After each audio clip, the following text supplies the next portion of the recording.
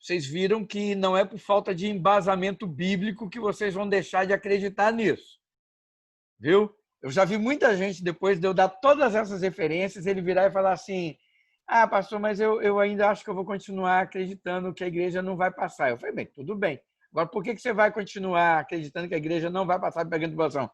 Ah, porque eu aprendi assim. Aí eu falei assim: mas tem argumento para contradizer o que eu estou falando? Ele: não, mas eu prefiro. Aí eu deixo a pessoa livre e você também está livre, é claro. Aqui não tem nenhum tipo de imposição sobre o que você tem que pensar. Mas eu gostaria que você sempre analisasse tudo que nós estamos falando à luz da palavra, né? Porque a palavra é que deve nos nortear e também nos mostrar no que devemos crer e como devemos nos basear. Muito bem, nós vamos hoje iniciar falando então sobre a questão dos selos, a abertura dos 7 selos. E isso se encontra lá em Apocalipse, capítulo 4, do versículo 1 até Apocalipse 8, versículo 5. Trata sobre os selos, do primeiro até o 7º selo. Nós vamos entender uma coisa em Apocalipse. Apocalipse, nós vamos ver que as revelações, elas são dadas e repetidas. Na verdade, elas são repetidas. Só que cada repetição, nós vamos ver que elas falam sobre coisas que já foi dito, mas ela se aprofunda nessas revelações a cada etapa. Então, nós vamos ver, por exemplo, os 7 selos, nós vamos ver coisas que vão ser faladas. Quando se abre as trombetas, nós vamos ver coisas que se falaram nos selos, só que aí vai se aprofundando essas revelações, entendem? É como se a cada etapa de Apocalipse, nós vamos ver repetições de coisas que já foram ditas lá atrás, só que com mais detalhes. O escritor ele vai detalhando aquilo que ele já falou. Então, é por isso que, às vezes, nós vemos coisas como se fala assim: mas peraí, nós já vimos sobre isso aqui. Nós já falamos sobre essas coisas. É verdade.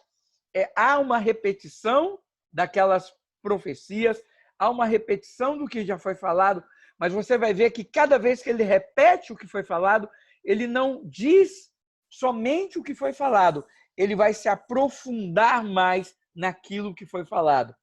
É como se camadas de cebola fossem sendo tiradas. É como se camadas fossem sendo retiradas para que você fosse aprofundando e se aprofundando mais no livro. Então, é muito gostoso isso no livro de Apocalipse. E nós vamos ver isso. Eu quero ler com vocês, então, para a gente iniciar a questão dos selos, eu quero ler com vocês Apocalipse capítulo 5. Nós não vamos começar no 4. Porque no 4 nós temos uma introdução sobre a adoração nos céus. Nós temos uma introdução sobre o que acontece com os seres, os anciãos e a adoração angelical a Cristo Jesus nos céus. Isso é muito gostoso, é muito interessante também nós vermos, né, essa questão dessa adoração e sabermos que isso acontece. Mas eu gostaria de tratar de uma forma específica da abertura dos selos.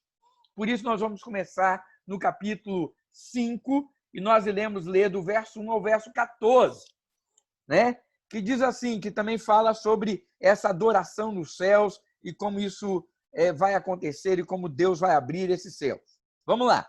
Apocalipse 5, versículos de 1 a 14. Então vi na mão direita daquele que está assentado no trono um livro em forma de rolo, escrito de ambos os lados e selado com 7 selos. Vi um anjo poderoso proclamando em alta voz: quem é digno de romper os selos e de abrir o livro? Mas não havia ninguém, nem no céu, nem na terra, nem debaixo da terra, que podia abrir o livro, ou sequer olhar para ele. Eu chorava muito, porque não se encontrou ninguém que fosse digno de abrir o livro e de olhar para ele. Então, um dos anciãos me disse: não chore, eis que o leão da tribo de Judá, a raiz de Davi, venceu para abrir o livro e os seus 7 selos. Então vi um cordeiro que parecia ter estado morto, de pé, no centro do trono, cercado pelos 4 seres viventes e pelos anciãos. Ele tinha 7 chifres e 7 olhos, que são os 7 Espíritos de Deus enviados a toda a terra. Ele se aproximou e recebeu o livro da mão direita daquele que estava assentado no trono. Ao recebê-lo, os 4 seres viventes e os 24 anciãos prostraram-se diante do cordeiro. Cada um deles tinha uma harpa e taças de ouro cheias de incenso, que são as orações dos santos. E eles cantavam um cântico novo. Tu és digno de receber o livro e de abrir os seus selos, pois foste morto e com o teu sangue compraste para Deus homens de toda tribo, língua, povo e nação. Tu os constituíste reino e sacerdotes para o nosso Deus, e eles reinarão sobre a terra. Então olhei e ouvi a voz de muitos anjos, milhares de milhares e milhões de milhões. Eles rodeavam o trono, bem como os seres viventes e os anciãos, e cantavam em alta voz: digno é o Cordeiro que foi morto de receber poder, riqueza, sabedoria, força, honra, glória e louvor. Depois ouvi todas as criaturas existentes no céu, na terra, debaixo da terra e no mar, e tudo que neles há, que diziam: aquele que está sentado no trono e ao Cordeiro sejam o louvor, a honra, a glória e o poder para todos sempre. Os 4 seres viventes disseram: amém. E os anciãos prostraram-se e o adoraram. Olha só que capítulo. Irmãos, esse capítulo fala sobre realmente a adoração que é dada a Cristo Jesus. Né? Nós encontramos, né, o convite. É interessante que no capítulo 4, versículo 1, nós temos um convite que Jesus faz a João. Jesus convida João para subir ao céu. Venha, venha. Jesus faz um convite. E é claro, irmãos, que esse convite é específico a João. Não é nenhuma referência à igreja, tá? Para a igreja subir ao céu. É um convite referente a João. Vem aqui, venha ver. E nesse momento, João tem uma visão maravilhosa. João tem uma visão do que acontece no céu. Olha que lindo. João tem uma visão de como Jesus é adorado no céu, de como ele é glorificado, como ele é reverenciado no céu. E aí nós vemos, então, essa descrição da adoração celestial, tanto no capítulo 4, como nós lemos aqui no capítulo 5. E nós vemos, então, que aparece um livro para João. E esse livro ele está escrito tanto por dentro como por fora. E ele tem selos. Ele tem selos. E ele tem 7 selos. E, amados, o selo é um símbolo de herança que os santos guardam para receber. Esse livro é um símbolo de herança que os santos guardam para receber quando Jesus voltar. Uma herança que Jesus tem para nós. Por quê? Na antiguidade, acontecia o seguinte: nos tempos de João, nos tempos de Jesus, a última vontade de uma pessoa era selada na presença de um indivíduo. Por exemplo, o indivíduo ele distribuía os seus bens, né, escrevia ali, falava como é que a vontade dele deveria ser cumprida, e as pessoas, então, selavam aquilo, colocavam um selo. E esse selo ele era colocado na presença de testemunhas. Ou seja, aquele selo era colado naquele rolo que foi escrito com as últimas vontades daquele homem, daquela pessoa, daquele indivíduo, e aquele rolo ele era selado. Após a sua morte, fazia então a repartição daquilo que foi feito. Então, chamava-se então na presença de testemunhas, os herdeiros, todas aquelas pessoas, e o selo então era quebrado. Então, só aí o selo era quebrado. E, evidentemente, amados, o rolo não podia ser aberto nem lido antes, antes que aquele selo tivesse sido quebrado. E muitas vezes o rolo ele continha mais de um selo, por segurança. Ele continha muito mais de um selo. E nenhuma vontade, nada poderia ser lido antes que o último selo fosse quebrado.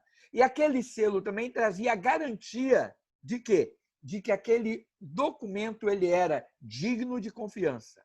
Ele era digno, de que ele foi realmente preservado e o que está escrito nele é literalmente a vontade expressa daquele indivíduo.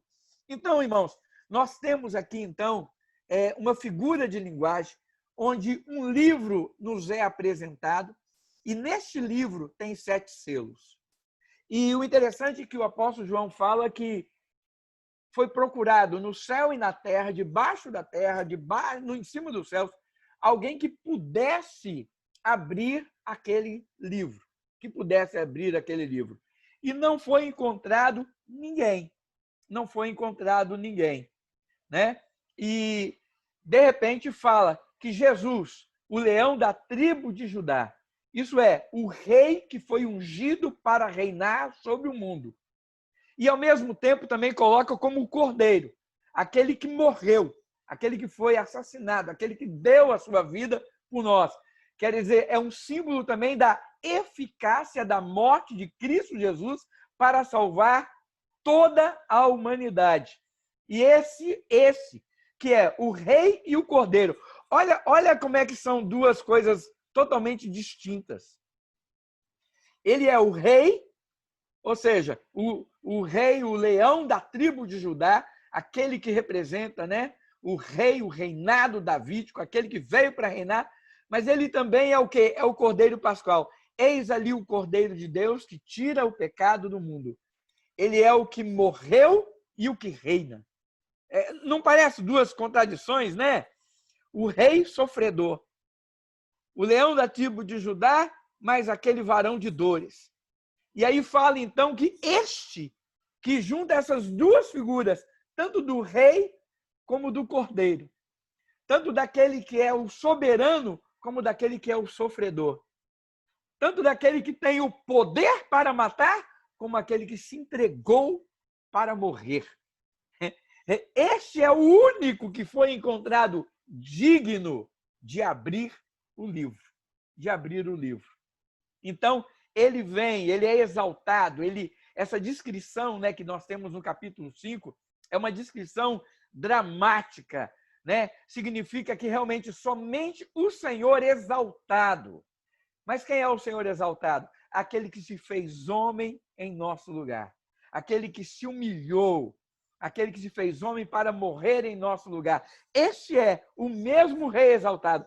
Este é aquele que pode abrir os selos, E ele tem a autoridade para controlar os eventos que culminarão na sua própria volta. É isso que está aqui representado. Esse capítulo 4 e 5, quando fala dessa adoração, o que significa isso? Significa que o nosso Senhor ele tem domínio sobre todas as coisas. Significa que Jesus é aquele que recebe dos seres angelicais. Olha que eu acho muito legal isso quando fala assim, que anjos, milhares de milhares, depois milhões de milhões. Já imaginou que existem milhões de anjos? Está dizendo aqui.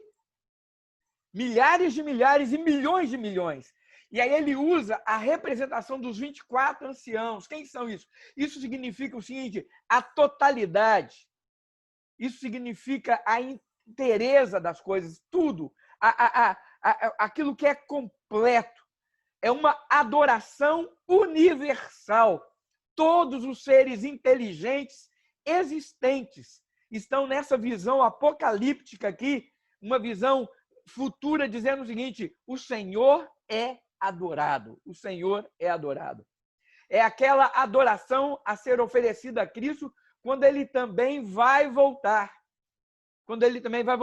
Olha só, em Filipenses, capítulo 2, versículos 9 a 11, diz assim, por isso Deus o exaltou a mais alta posição e lhe deu o nome que está acima de todo nome, para que ao nome de Jesus, é nesse momento aqui, olha, que fala, olha, quando nós vemos a adoração do capítulo 5, 4 e 5, especialmente aqui do capítulo 5 que nós lemos, quando nós lemos Filipenses 2, 9 e 11, nós vemos isso aqui descrito, olha, para que ao nome de Jesus se dobre todo o joelho, no céu e na terra, e debaixo da terra, e toda língua confesse que Jesus é o Senhor, para a glória de Deus Pai.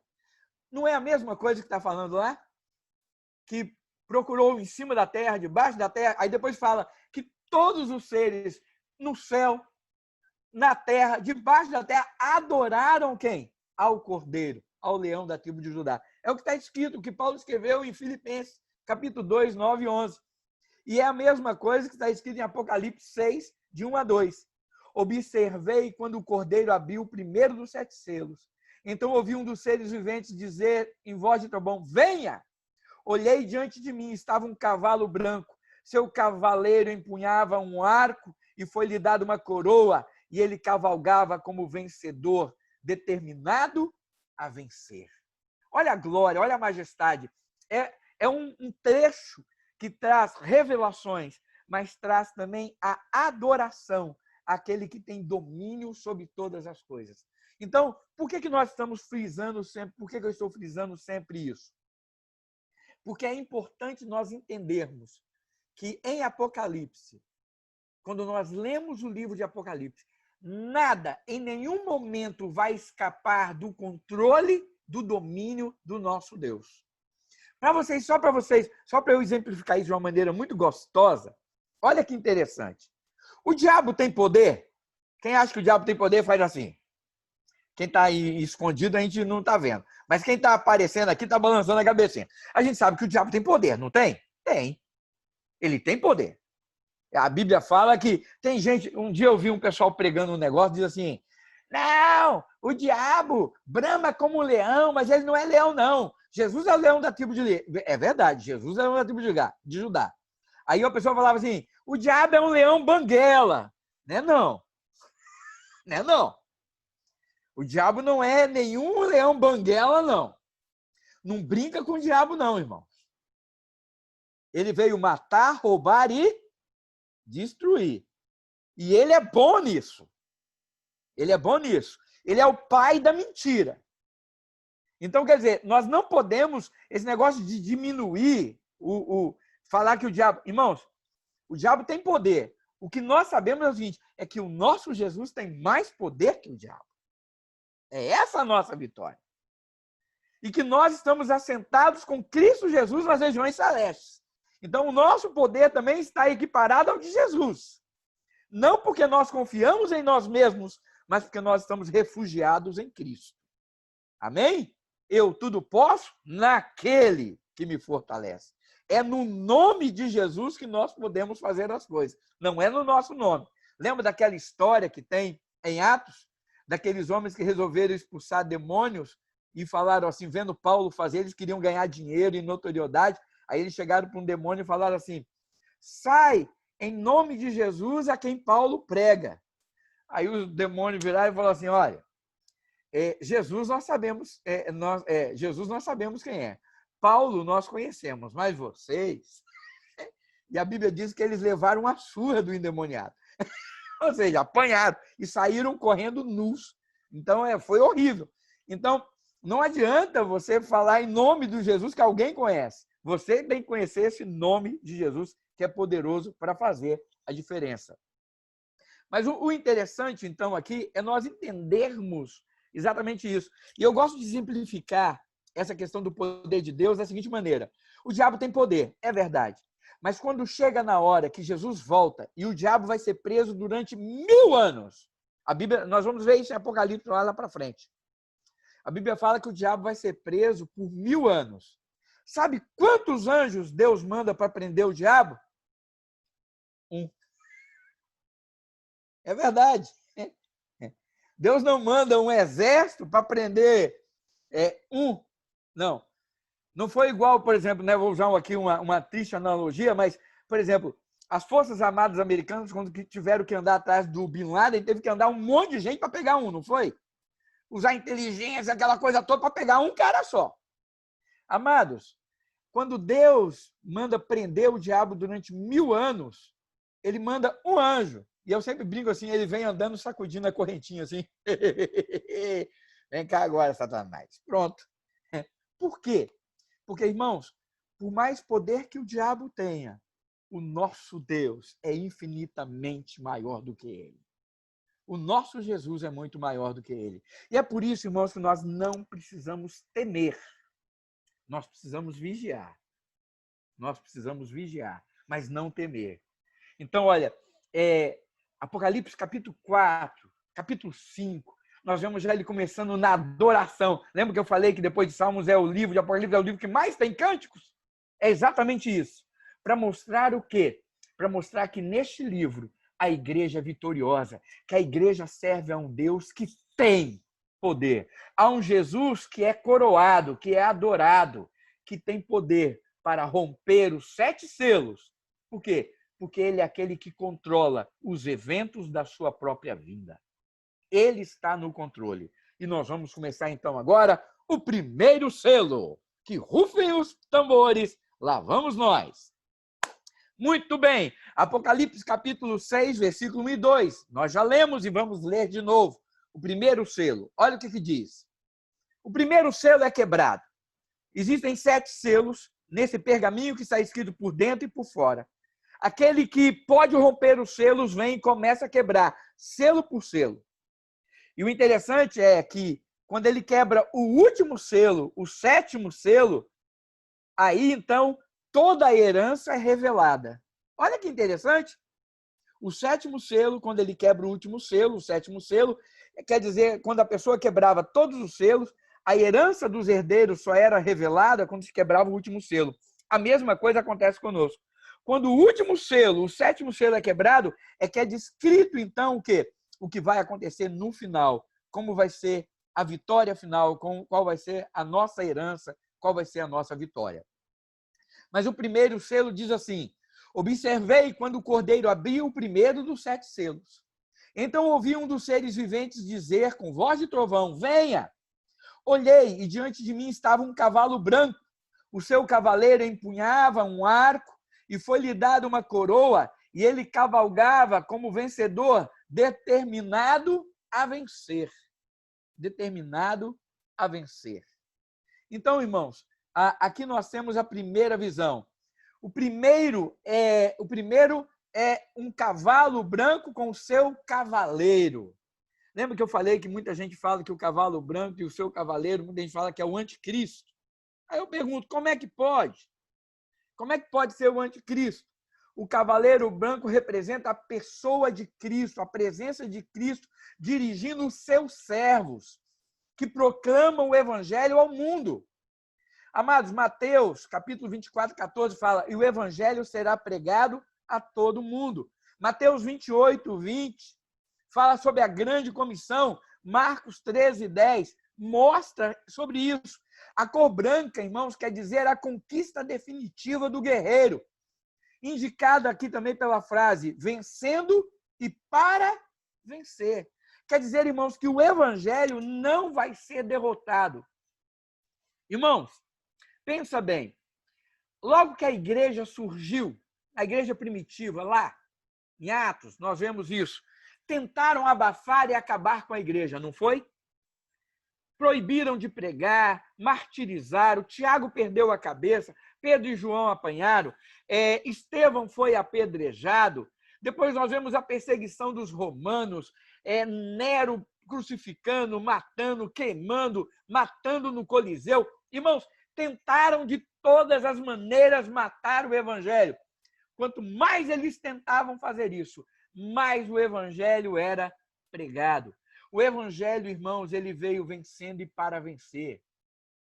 Vocês lembram o que aconteceu lá quando foram procurar gente, como é que é o nome dele? Fugiu aqui agora? Gamaliel. Lá em Atos, foram procurar Gamaliel, que foi o professor de Paulo, e falaram para Gamaliel, olha, eles estão pregando aí, tudo. Aí Gamaliel deu um conselho. Gamaliel falou assim, gente, outros cristos já surgiram. Outros cristos já foram colocados, já surgiram em nosso meio. Jesus não foi o primeiro, irmãos, que veio dizendo que ele era o Messias, não, tá? Outros também vieram. Aí ele virou e falou assim, olha, vamos fazer o seguinte, como outros começaram, não deu em nada. Começou, foi aquele burburinho, morreu e acabou. Agora, esse aí começou. Vamos deixar e ver o que vai acontecer. Olha o conselho sábio de Gamaliel. Por quê? Vá que ele seja realmente o Cristo, a gente não esteja lutando, então, contra uma coisa que é de Deus. Vamos deixar ver o que vai acontecer. Porque se não for de Deus, vai acontecer como foi com os outros. Surgiu, fez aquele estardalhaço, passou um tempinho, acabou. Irmãos, tem quantos mil anos que já se passaram desde que Jesus foi pregado? E essa mensagem continua viva e ecoando em nossos corações, não continua? A gente continua ainda ouvindo essa mensagem do Evangelho e ela ainda mexe com a gente, não mexe?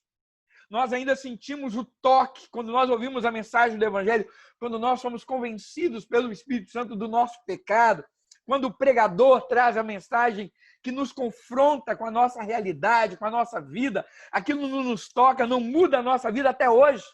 A gente ainda não tem prazer em dizer, Senhor, eis-me aqui, Senhor, eu me arrependo, Senhor, me perdoa, Senhor, tem misericórdia de mim.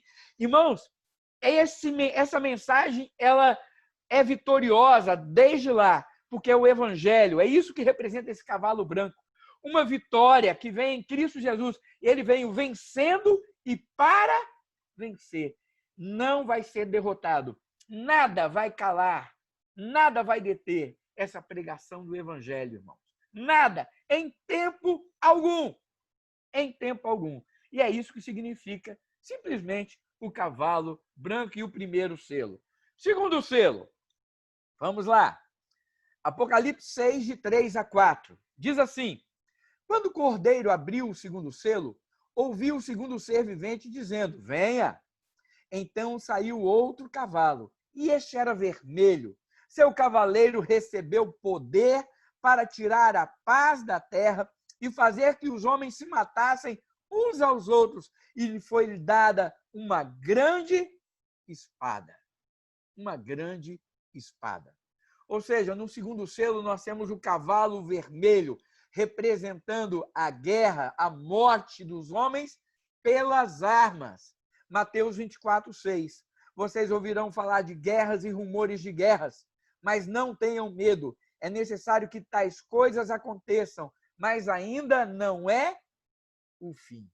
Ainda não é o fim. Amados, o cavalo vermelho está solto há muito tempo. Há muito tempo. Nós ouviremos falar de guerras e rumores de guerras. Recentemente, conversando com um pastor também sobre esse assunto, ele me perguntou assim, Elcio, as guerras não eram aqueles tempos, as últimas guerras não foram naqueles tempos bíblicos, onde o povo vivia em guerra constante? E era realmente, você lembra que antigamente a gente vê pela história, as nações viviam em guerras constantes. Os romanos viviam em guerras constantes, né? As legiões romanas tinham que estar em movimento constante por causa dessas conquistas diretas. Na Europa e tudo, a gente vê na França mais adiante, parece que o tempo mais antigo, as guerras eram constantes. Tivemos as grandes guerras, a Primeira Guerra Mundial, a Segunda Guerra Mundial, tivemos depois a Guerra da Coreia, a Guerra do Vietnã, tivemos outras guerras, pequenas guerras, guerras no Golfo, mas que não foram guerras que envolveram o mundo todo. E aí ele falou assim, então você não acha que isso já se cumpriu? Aí eu falei, e o cavalo vermelho já passou? A pergunta dele era, o cavalo vermelho já passou? Eu falei, a gente pode até dizer que realmente aquelas grandes guerras, aquela constância de guerra, ela passou. Mas o interessante é que nós vemos aqui na profecia de Mateus 24, é que ele fala o seguinte, vocês ouvirão falar de guerras e rumores de guerra. Deixa eu falar, o que nós temos hoje presente no mundo? Não são rumores de guerra? O tempo inteiro a gente está ouvindo o quê? o rumor de uma nova guerra. É o rumor da... Agora nós temos, irmãos, recentemente, durante esse período de pandemia todo, a Coreia do Norte explodiu uma casa lá, um setor onde eles tinham, que estava junto à Coreia do Sul. Aí começa o quê? Rumores de guerra. A gente sempre está ouvindo rumores de guerra. Então, esse cavalo vermelho, ele ainda está presente também. E nós vamos notar isso, que os selos são abertos, e isso também não quer dizer que simplesmente é uma época determinada. Que o primeiro selo aconteceu e que ele não há uma constância da presença dele até o fim. Entendem isso?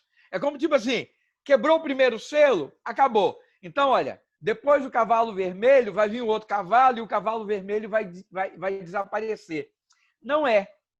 Porque nós vamos ver que um cavalo causa uma consequência do outro. Que a ação de um cavalo é responsável pela ação e causa consequência do cavalo que vem logo depois. Porque, olha só, guerras e rumores de guerras, maravilhas. Aí vem. Aí nós vamos, então, para o terceiro selo. Aí vamos guardar, hein, esse segundo selo para o terceiro. Apocalipse 6, versículos 5 a 6. Quando o cordeiro abriu o terceiro selo, viu o terceiro ser vivente dizer, venha. E olhei, e diante de mim estava o cavalo preto. Seu cavaleiro tinha na mão uma balança. Então ouvi o que parecia uma voz entre os 4 seres viventes, dizendo, 1 quilo de trigo por 1 denário, e 3 quilos de cevada por 1 denário, e não danifique o azeite e o vinho. Amados, este selo, né, revela o cavalo preto, montado por um cavaleiro trazendo uma balança. Simboliza a falta de alimentos, mesmo sendo um tempo em que há fartura. Deixa eu te falar, o que a guerra traz como consequência? A guerra traz a destruição, amados, de plantação. O povo para de plantar, o povo para de cultivar, e a fome. E a fome. Então, há escassez. As guerras e rumores de guerras também... Está vendo como é que um cavalo gera consequência no outro? Nós vamos ver isso acontecendo nesses selos. Eu lembro do pastor Hendrik de Kock. Ele é sobrinho, lembra que eu falei do pastor Henrique de Kock, que tudo que eu tenho de escatologia, o ensinamento, né, é uma herança dele também. Ele é sobrinho da Corrie ten Boom. A Corrie ten Boom, para quem não sabe, né, escreveu O Refúgio Secreto, Andarilha do Senhor. Ela foi chamada a pregoeira do perdão. Ela é tia desse pastor Henrique, e ele é holandês. E ele morou, e ele esteve presente, é um daqueles remanescentes, ele esteve presente na Holanda durante a invasão nazista, da Segunda Guerra. E ele contando, eu tive o privilégio de sentar com ele contando os fatos. Ele era garoto, e ele falou que ele escapou 2 vezes de morrer pelos nazistas. Uma deles foi que ele e os meninos holandeses um dia jogaram pedra nos tanques alemães. E os alemães correram e pegaram ele. E simplesmente estavam afogando ele num barril. Pegaram ele pelo pescoço. É um menino holandês que jogou pedra no tanque. Eles não tinham piedade. Pegou ele pelo pescoço, conseguiram correr, pegaram, pegou ele pelo pescoço e afundou ele dentro d'água.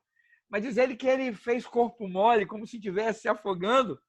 E quando o cara relaxou a mão, ele sacudiu, conseguiu escapar e fugiu. E a outra vez foi quando os alemães correram, eles atacaram também, jogaram coisas nos alemães, e eles correram, e ele e os meninos que estavam juntos se jogaram dentro de um tipo de um lamaçal, ficaram dentro de um lamaçal escondido, aí não acharam eles. Para vocês terem uma ideia, chegou ao ponto deles pegarem as crianças, ele foi uma dessas crianças, pré-adolescente, adolescente, e mandarem eles para outros lugares para sair de Amsterdã, para sair, né, da onde estava a ocupação maior, para eles conseguirem sobreviver longe dos pais. E ao voltar depois da guerra, eles não sabiam nem se iam encontrar os pais vivos ou não. Foi um tempo realmente muito, muito cruel. E ele fala que o seguinte, que a fome era devastadora. A fome era devastadora, porque eles cavavam, eles andavam nos campos procurando batata que ficou para trás da colheita. Eles achavam batatas podres, irmãos, e comiam. De tanta fome, de tanta fome. Então, irmãos, quando nós vemos aqui, olha, o terceiro selo, falando que vem aquele com a balança, e ele vem exatamente trazendo essa balança e mostrando que vai haver o quê? Escassez de comida. Mateus 24:7 diz assim: nação se levantará contra nação e reino contra reino. Haverá fomes e terremotos em vários lugares. Está lá em Mateus, capítulo 24, versículo 7. Haverá fome. Então, esse cavalo também existe. Aí deixa eu te perguntar, nós encontramos hoje guerras e rumores de guerras? Sim. Algumas guerras, e encontramos e ouvimos muito sobre rumores de guerras. E nós encontramos, irmãos, fome hoje? Encontramos. Mesmo havendo abundância de comida? Sim. Irmãos, olha uma coisa interessante. Para nós que estamos aqui, é impressionante. Pedro Vaz de Caminha, né? Foi Pedro Vaz de Caminha? Foi o que escreveu a primeira carta, o Frei Pedro Vaz de Caminha, que escreveu a primeira carta para o rei de Portugal, quando o Brasil foi descoberto. Ele escreveu, está lá na carta dele, ele escreveu o seguinte: essa terra é maravilhosa. Aqui, se plantando, tudo dá. Essa frase é de Pedro Vaz de Caminha, na primeira carta para o rei Dom João. Aqui, se plantando, tudo dá. Tudo dá. Não era nem Dom João, era outro rei. Tudo dá. Irmãos, tem uma terra mais rica do que a nossa do Brasil, gente? Vamos falar a verdade. É impressionante, irmãos. É impressionante. Um país onde você tem desde um clima frio, né? Lá no sul, você tem até o sertão. Então, você tem comida de todos os tipos. Uma terra, amados, que produz riqueza como nenhuma outra. Eu morei na Bahia, o maior exportador de mamão papaya do mundo. Eu conheci pessoas que tinham 1 milhão de pés de mamão. 1 milhão de pés de mamão. Irmãos, cacau, mamão, melancia. Aí eu fui no sertão, irmãos, eu fui em Petrolina, sertão da Bahia. Sertão, lugar seco, mas com a irrigação eu fui e eu vi uva, morango, melão e manga. Eu fui numa plantação de uvas, irmãos, aqueles cachos enormes assim, olha, no sertão, irmãos, sertão de Pernambuco, Juazeiro e Petrolina, com água, regou, fez a irrigação, botou. Irmãos, aí eu falo, tem gente passando fome no Brasil? Irmãos, olha aqui que nós vemos o cavalo preto. O cavalo preto. E ele fala, olha só, 1 quilo de trigo por 1 denário. Ou seja, é cara a comida. É cara a comida. 3 quilos de cevada por 1 denário. E não danifique o azeite e o vinho. Amados, azeite e vinho são produtos de luxo. Produtos de luxo. Para os ricos, os homens importantes da terra, não vai haver corte. Vocês entendem isso? Não é isso que a gente vê acontecendo? Olha, 1 quilo de trigo e cevada era a comida dos pobres, mas o azeite e o vinho eram coisas de luxo. Não danifique o azeite nem o vinho. Ou seja, aquilo que os ricos têm, eles vão ter. Eles vão continuar tendo. Aí deixa eu perguntar, nós estamos vendo, amados, esse cavalo preto, por acaso, cavalgando neste mundo? Sim. Olha o cavalo branco. O cavalo branco está aí, pregando o evangelho. O evangelho está sendo pregado.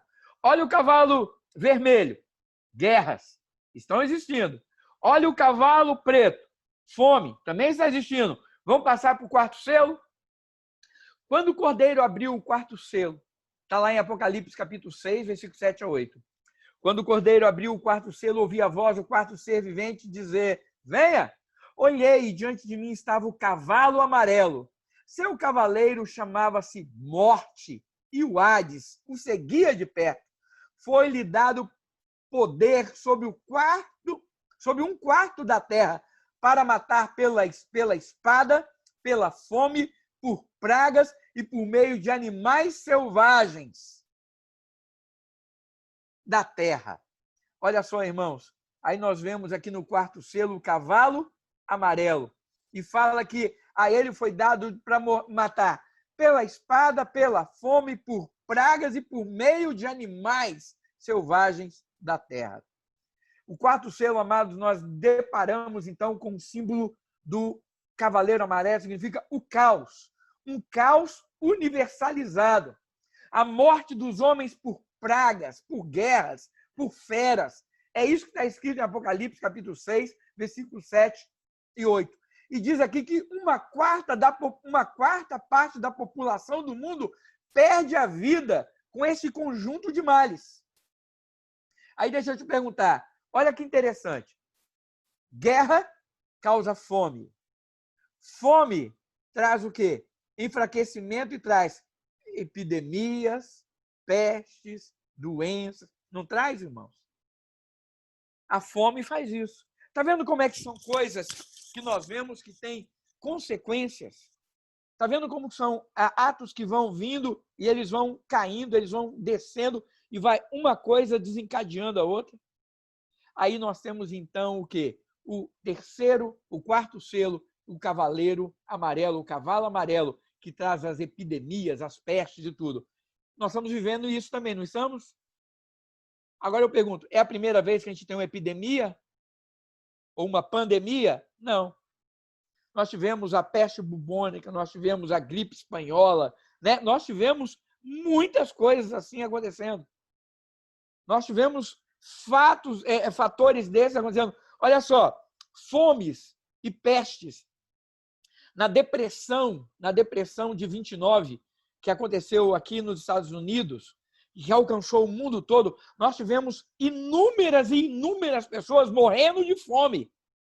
Por causa de quê? Por causa de um caos, por causa de uma dificuldade, por causa de situações adversas na economia.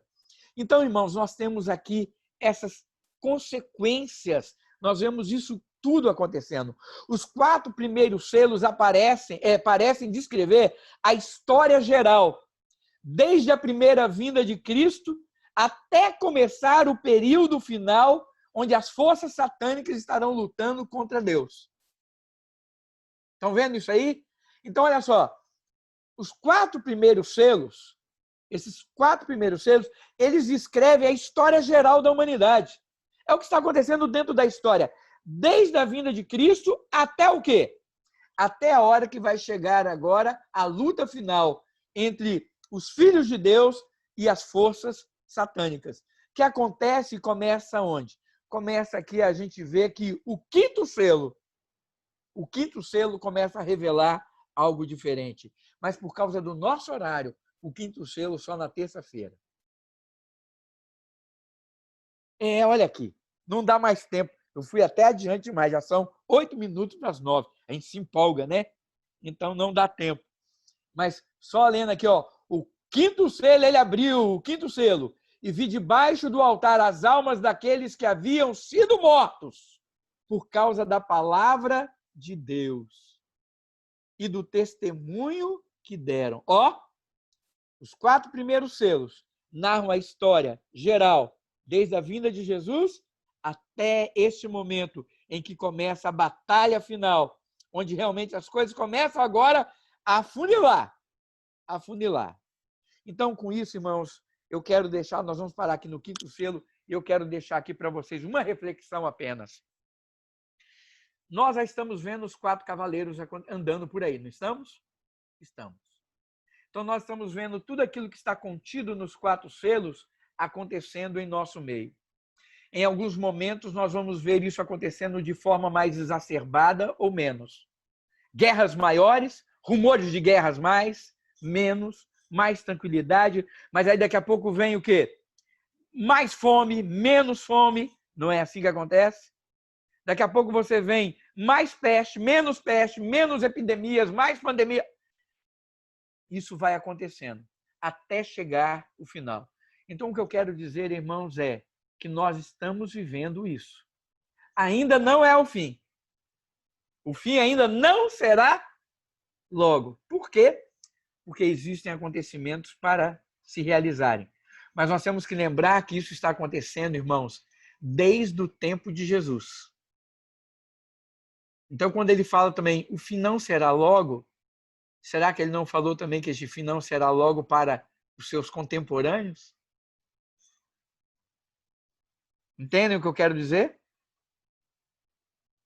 Eu creio, irmãos, de verdade, baseado em toda a história escatológica, em tudo aquilo que a gente vê profeticamente, eu creio que nós estamos chegando perto do fim. Creio mesmo. O fim não será logo. Para quem? Para aqueles. Não será logo imediato, como nós já vimos, para nós. Mas não quer dizer, irmãos, que vai demorar mais 1000 anos, não. Eu não consigo acreditar e ver isso biblicamente. Eu não consigo, irmãos, biblicamente imaginar aí mais 100 anos, não. Por favor, entenda, isso é minha visão.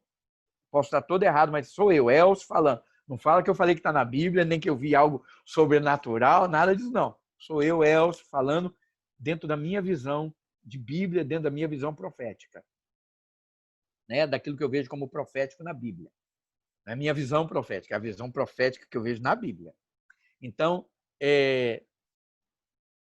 vamos nos preparar, irmãos.